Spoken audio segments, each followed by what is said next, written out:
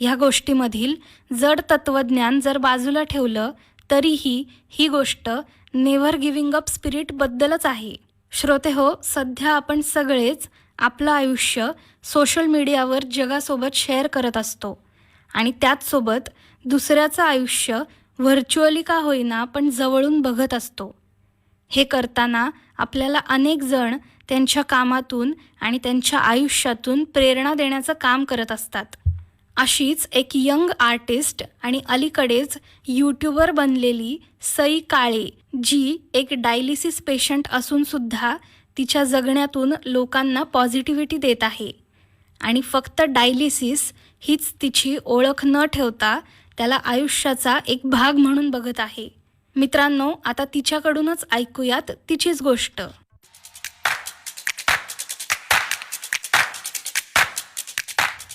नमस्कार, मी सई काळे. आज 18 August never give up डेच्या निमित्ताने तुम्हाला माझी गोष्ट सांगत आहे. लहानपणापासूनच मी नाजूक नार आणि कापसाचा मार होते. मी साधारण 7वीत असेन. अचानक मला थंडी वाजून ताप आला. डॉक्टरांनी काही गोळ्या दिल्या आणि मी बरी पण झाले.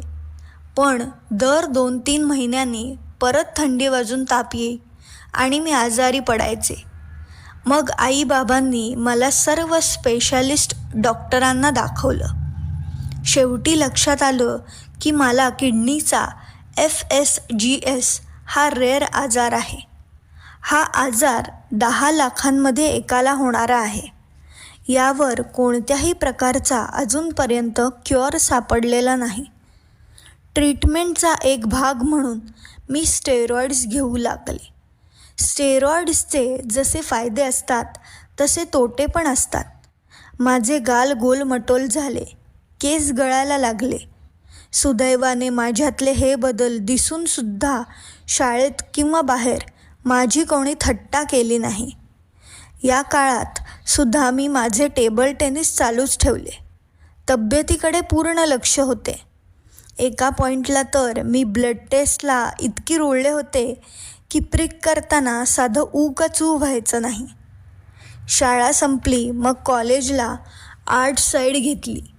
11वी-12वी झाल्यावर फर्स्ट इयरला मी bachelor in fine arts painting BFA ला ॲडमिशन घेतली.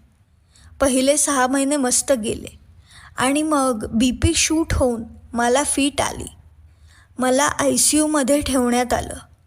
माझ्या दोन्ही किडनी निकामी झाल्या होत्या. माझे डायलिसिस सुरू झाले. मी कसंबसं फर्स्ट इयर कंप्लीट केलं.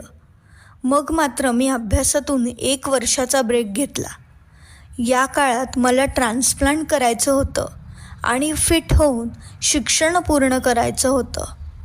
आई डोनर झाली आणि माझे ट्रान्सप्लांट सक्सेसफुल झाले. लगेचच मी माझे शिक्षण पूर्ण केले आणि एका कंपनीमध्ये ॲज अ ग्राफिक डिझायनर म्हणून इंटर्नशिप केली.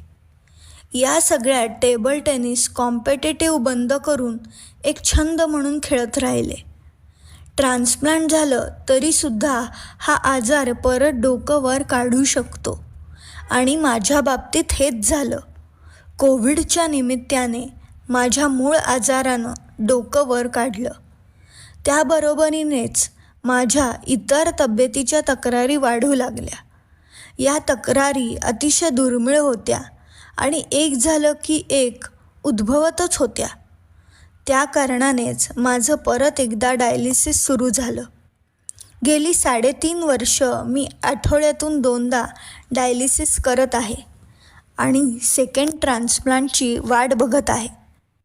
इतके वर्ष अशा सिव्हिअर आजारपणातून जात असल्याने एन्झायटी, पॅनिक अटॅक येणं स्वाभाविक आहे आणि म्हणूनच काउन्सिलिंग घेणं तसेच सायकॅट्रिस्टची ट्रीटमेंट मी घेत असते.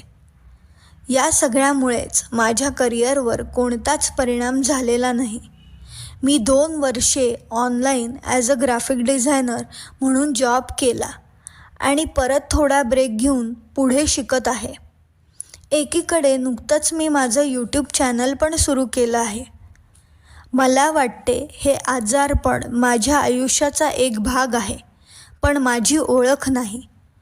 आपल्यामध्ये सगळं फेस करण्याची ताकद असते. ती ताकद ओळखण्याची गरज असते. आपण छोट्या छोट्या गोष्टींमधून आनंद टिपायला हवा.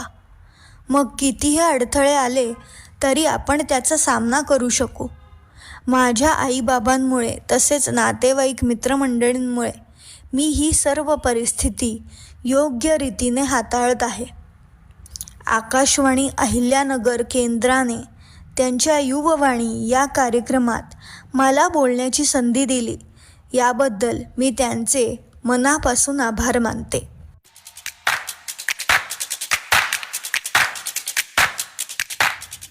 मित्रांनो, दुर्दम्य इच्छाशक्तीच्या गोष्टी आपण युवा